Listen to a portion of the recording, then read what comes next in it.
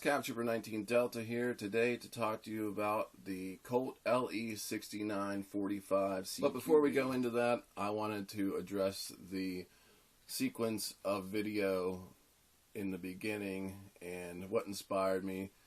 That was inspired by the montage on Rocky IV, where John Rambo is training to fight Colonel Troutman on the steps of the Philadelphia Library. So, watching that inspired me to do a reloading type montage. Now, with anything having to do with, manual of arms, it's always under scrutiny by others of the best way to do something, how quick it's done, yada, yada, yada.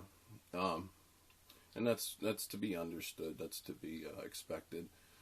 But since it will be scrutinized, to what I would like you to look at first to take away before the scrutiny is that I keep my head up looking downrange. I never look down at my weapon to do a reload.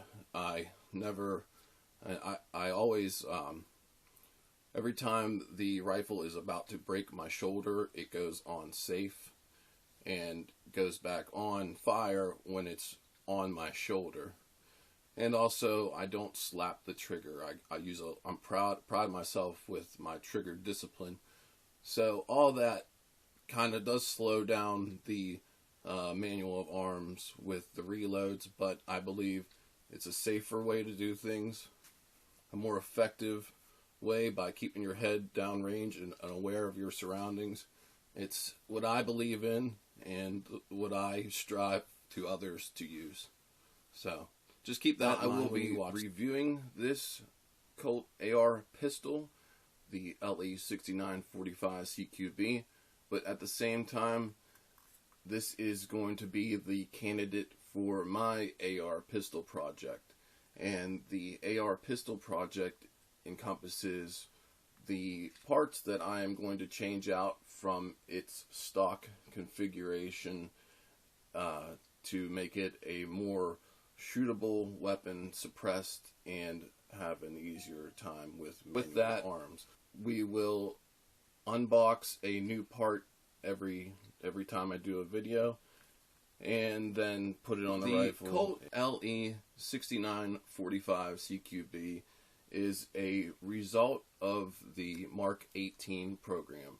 This weapon here has the 10.3 inch barrel, which is synonymous and requirement to be even considered a Mark 18. It's almost like fingers on a chalkboard when somebody has a 10.5 and they keep calling it a Mark 18. There's a couple things that, kind of requirements for it to even be considered a Mark 18. And this isn't even a true Mark 18, but it's a result of that program for the military and law. What I like about the LE6945 is the upper receiver itself. It is one solid unit. It does not have a delta ring. It is one solid piece. And I love that. It automatically gives the barrel a free float. And it is also a quad rail. I like quad rails. I'm still one of those guys that like quad rails, especially on something that's on a carbine length. I just don't see the point in getting the M-lock to put a piece on a piece that's already this short. I'd rather just have a quad rail on a mid-length or rifle length than I would go for something like a M-LOK system, but I like quad rails on carbine length systems. It's just my opinion. And what also is nice about this, it doesn't look like every other AR. It definitely has a neat profile to it, and what adds to that is this front sight gas block combo that flips up and down, gives it a profile that's very unmistakable. The LE6940, 43, 44, 45, 46, they all have this monolithic type upper and uses that front flip up sight. And I really like it. This front flip up sight is still F-mark height sight like the A2 front sight. So if you're getting a rear sight like the Maytech is made for an F height front sight. I don't really use the Maytech on something that's not an F height front sight.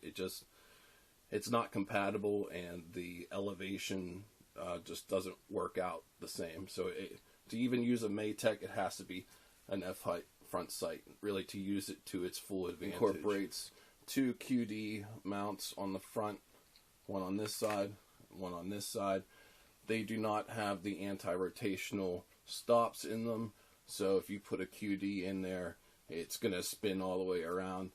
That kind of sucks. This also uses a straight gas tube instead of one that has a step in it for a regular AR. The rail also has heat shields in it, and I've actually got this pretty warm, and those heat shields work very well, and this being free float at the same time, really the heat is almost minimal coming from it, until you get out to the front, gas block. What I like about this upper, it was an agency trade-in, and with very, very small round count on it. I was lucky enough to actually know the use history on it. You can tell, now not in the beginning, but nowadays, all the SBRs that come from Colt have the bayonet lug milled off. Any military contract or law enforcement, you can tell that they are contracted for that by the bayonet missing. If the bayonet lug is on there, it's a CK, which is a conversion kit. That's what that stands for. What I like about the agency trade-ins, it uses a government profile barrel, so it's a little lighter. But also with the LE6943s and the LE6945, 46, they use cold hammer forged barrels in that for their agency.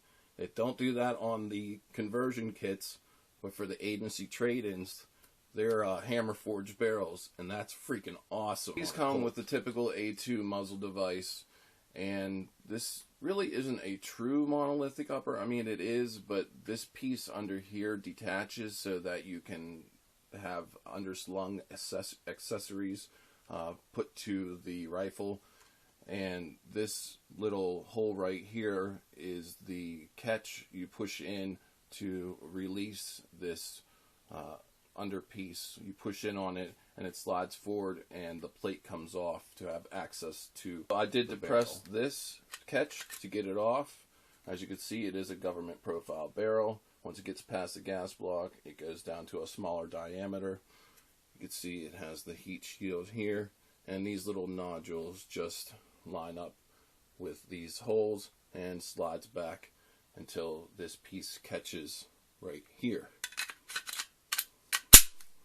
And we're back in business. What I also like about this rail, if you're doing a laser mount, like a D-ball or a PEC on the side or top or whatever, it will remain zeroed very consistently without any problems of losing that. And I think that is invaluable, which really puts this above a lot of the other offerings in the AR market with free floating. Now, this lower is also a Colt lower. It actually is a piston carbine, which is the LE6945, and they haven't done these lowers in quite some time. They haven't made the piston carbine in a number of years, and this was an overrun, so it just sat in the warehouse with no upper mated to it, so it was able to be transferred as a receiver, and I was able to make a pistol out of this, keeping it all 100% Colt. And it being a piston carbine, it matches perfect with this upper, because it's the same type of it's the same, you know, upper and lower receiver that was always meant for. And Colt only made, you know, in-house these piston carbines, so we know for a fact it was made in the Colt factory. What I like about this one too is that it has the Cero keyhole forge mark, and I know Cero Forge has gotten away from doing that, and it was awesome to get a lower receiver that had that. I've also seen the keyhole mark here as well. Now you may have noticed this screw here. That is for a plate on the inside of the receiver. That's for the piston carbine, for the cam pin when it rides against that part of the receiver. And since when these are made, they don't quite know if it's going to be a piston carbine or an internal piston gun, so they all come like that regardless of what it ends up being. So this lower luckily came with an upgraded pistol grip. Oh wait, an A2 grip, right. Luckily an A2 grip, since this is a combat rifle. I don't have to change out something crappy on there that was put on there and put a nice A2 or A1 grip on. And with this SBA3 FDE arm brace, the overall length with this little package is 26 inches and like an eighth, 26 1/4. It's just over 26 inches with it completely collapsed with the A2 muzzle device, which is about the shortest muzzle device there really is that's effective. I hope you enjoyed the review on the LE6945 CQB, and as excited as I am about the AR pistol project coming up, that will be using this awesome weapon in each video to go through its upgrades and transformation into a very solid pulling security type weapon. Please like, share, and subscribe. I also am on Patreon if you want to become a Patreon supporter. I have patches and whatnot, and each level there's bonuses which you can be a part of. And you know, I got my first Patreon member, and you know, it's a heck of a feeling to be recognized for the hard work you do, you know, and he knows how much I appreciate it, and I hope that one of you out there will be our next Patreon supporter. Thank you so much. Have a good day. Scouts out.